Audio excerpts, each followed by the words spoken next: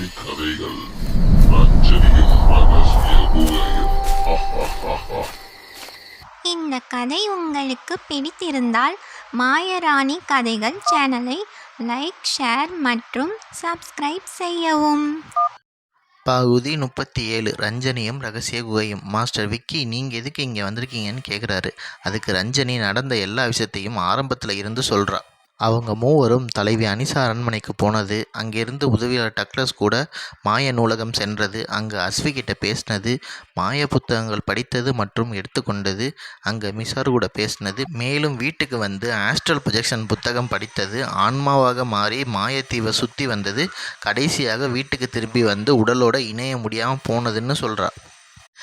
இதை கேட்ட மாஸ்டர் விக்கி சிரிக்கிறாரு. ஏன்னா, என்ன பசங்களா, ஏதாச்சும் கனவு கண்டீங்களான்னு கேட்குறாரு.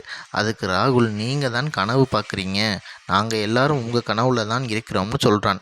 மேலும் அபிக்கிளி, சீக்கிரம் போய் அந்த புத்தகத்தோட அடுத்த பக்கத்தை திருப்புங்க, அப்போ தான் மந்திரம் படித்து மீண்டும் உடலோட இணைய முடியும்னு சொல்லுது.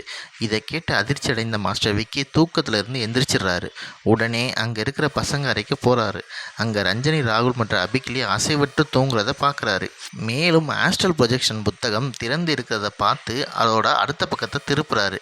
இதை கவனித்த ரஞ்சனி, ராகுல் மற்றும் அபிக்கிளி ஆன்மா மந்திரங்களை படித்து அவங்களோட உடலோட மறுபடியும் இணைந்துடுறாங்க. மூவரும் மெதுவாக எந்திரிக்கிறாங்க.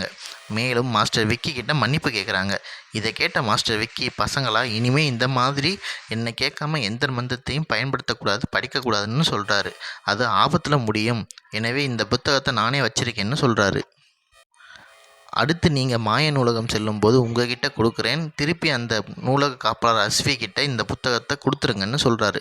அவங்களும் வேறு வழி இல்லாமல் சரின்னு சொல்கிறாங்க. நாளைக்கு அடுத்த மந்திர வகுப்பு இருக்குன்னு சொல்லிட்டு ஆஸ்ட்ரல் ப்ரொஜெக்ஷன் புத்தகத்தை எடுத்துகிட்டு போயிடுறாரு.